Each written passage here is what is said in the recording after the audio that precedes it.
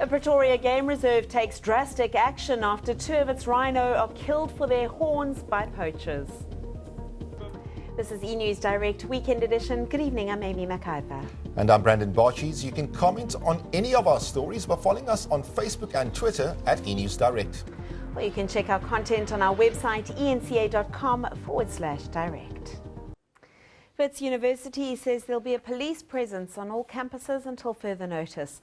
That's after 2 suspects carrying gas canisters and wearing balaclavas entered the law library on Saturday. The university believes the intention was to start a fire.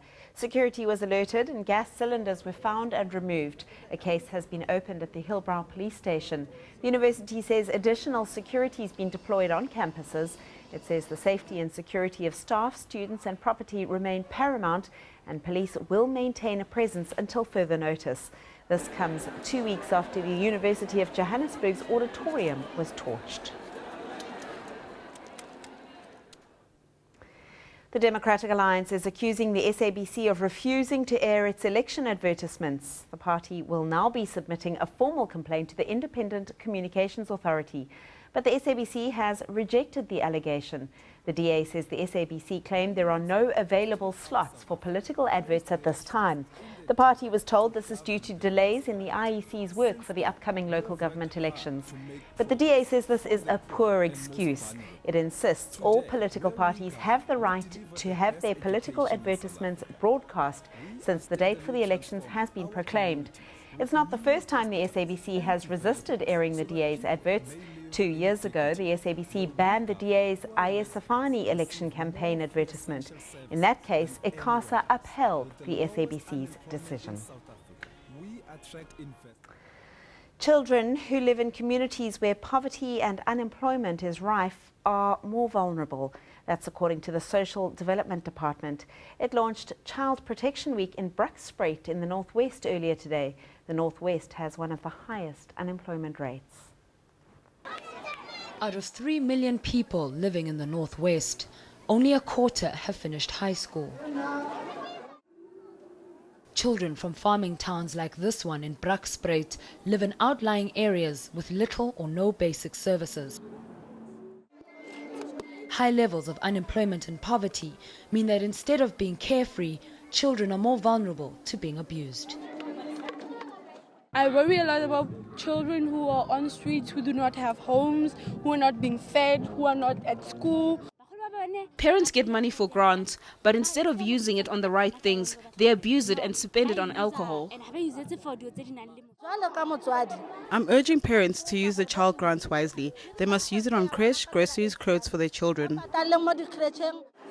The Department of Social Development says there are a number of initiatives in place to uplift the community.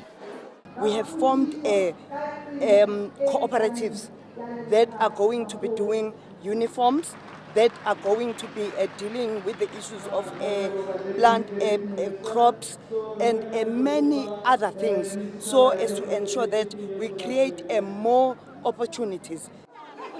The department says it's also held discussions with children in the area and found the majority were concerned about abuse.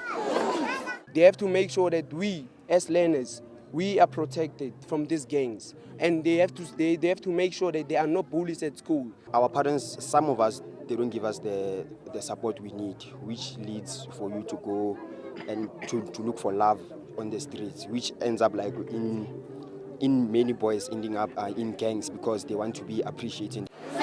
It takes a village to raise a child, which means that protecting children is everyone's responsibility.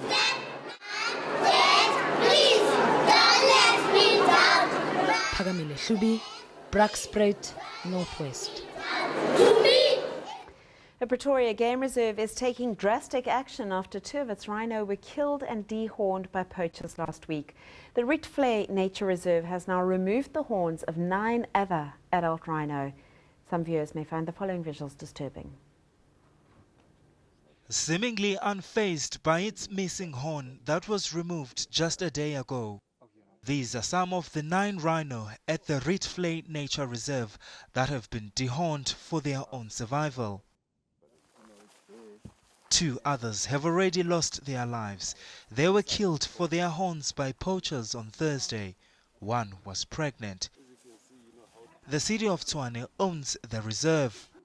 We are not sealing out any possibilities of how this operation, the criminal operation, might have been carried out. The SAPS are investigating the matter. Of course, we are not ruling out insider information. We are not ruling out people having had access to our security movements and people that might have just taken over an idea that it was quiet, it was winter, not many people are in the park. It's not the first time this has happened.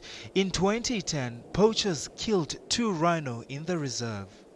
I mean, we can say that with foresight we should have scaled up the security environment. But the unfortunate part is that, and that is not an excuse, that these things can get very expensive. And our environmental scans, our intelligence, we're not sending us red alarms that there will be another hit. So it came as a shock and as a surprise. That's why we are saying we are more suspecting inside work rather than a coordinated syndicate.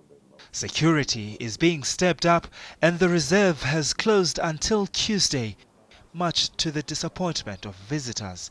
Well, we came to spend the day here. We haven't been here before and we read about it on the news, so we thought we'd come and have a look and see what animals they've got here. So we were quite excited to have a family outing together. But now quite disappointed that we can't come in. The dehorning of 9 rhino may save their lives, but officials say more needs to be done as 363 other rhino have already been killed this year in reserves around the country. Malungelo Boy, Pretoria. A male gorilla has been shot and killed at a zoo in the US to rescue a 4-year-old boy who fell into its enclosure. Some viewers may find the following visuals disturbing. Oh my God! The boy had crawled through a barrier and fell about 4 meters into a ditch inside the enclosure. The 17-year-old gorilla, called Harambe, was shot dead by zookeepers. They say a tranquilizer wouldn't have taken effect fast enough. The boy was taken to hospital but had not suffered life-threatening injuries. Well, to other news on the international front now, as many as 700 asylum seekers are believed to have drowned in shipwrecks in the Mediterranean over the past few days. The Italian Coast Guard says they tried to reach Europe in unseaworthy vessels. EU ships have rescued close to 13,000 other migrants and refugees this week. 17 people have been killed in a fire at an old age home in the Ukraine. The 2-story building, which served as a temporary shelter, was home to 35 residents. 18 people were rescued, while 5 others have been hospitalized. Authorities have launched an investigation into the cause.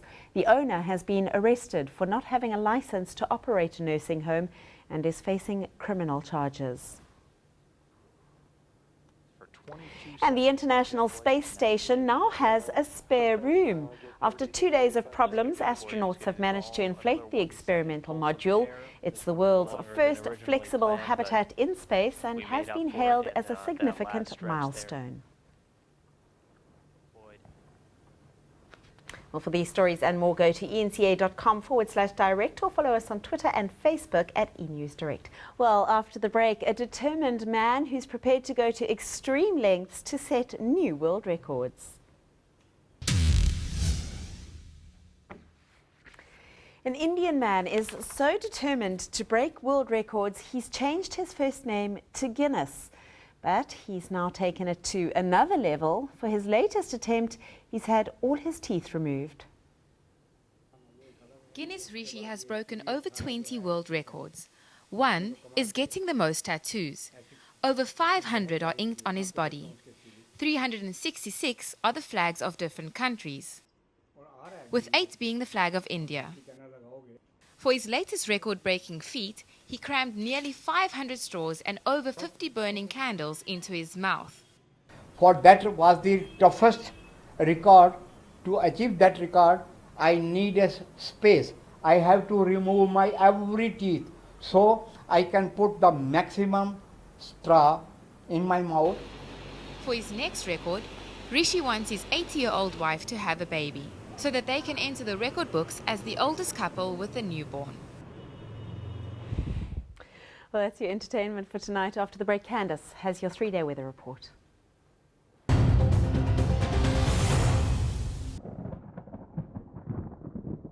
It's been a sunny day across South Africa, other than some fog along the coast. Here's a webcam which faces Table Mountain, showing a foggy start to the day, but with those skies clearing out in the afternoon and then the fog moving in again on Sunday evening. We're expecting a similar day across South Africa on Monday, with the possibility of fog along the western and southern coastline, mainly in the morning and evening. Fine and mild weather is forecast over the central and northeastern interior, with a warm day from the Eastern Cape through to the Lowveld, and we'll see a bit of cloud over the western and southern part of South Africa, with a partly cloudy and mild there in the southwest. Sunny and warm weather continues for KwaZulu-Natal at the start of the work week, with maximum temperatures in the middle and upper 20s. A similar day as we head towards the Eastern Cape, but with a chilly start of the day over the northern parts. Mostly sunny and warm for much of the Western Cape, but partly cloudy and mild for Cape Town and Hermanus at 23 and 22 degrees. You'll see a bit of cloud over the western part of the Northern Cape with a windy afternoon over the interior. Sunny for Kimberley at 23 degrees and a minimum of 2 degrees. A freezing start of the day for Bethlehem and Zastron, both with a high of 21. Fine and mild for the Free State. Sunny weather is forecast for the northwest, with most maximum temperatures in the mid-20s.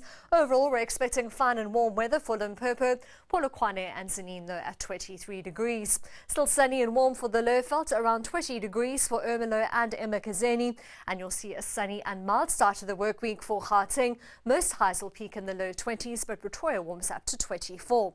Very little change in the weather as we head into Tuesday, other than some cloud moving in over the central and southern parts. Temperatures remain warm along the coast between George and Richards Bay all the way through to Wednesday. And on Wednesday, we're expecting some cloud and cooler weather in the west, with a cold front also bringing in the possibility of rain for Cape Town. That's all from the Weather Centre for now. Have a great week.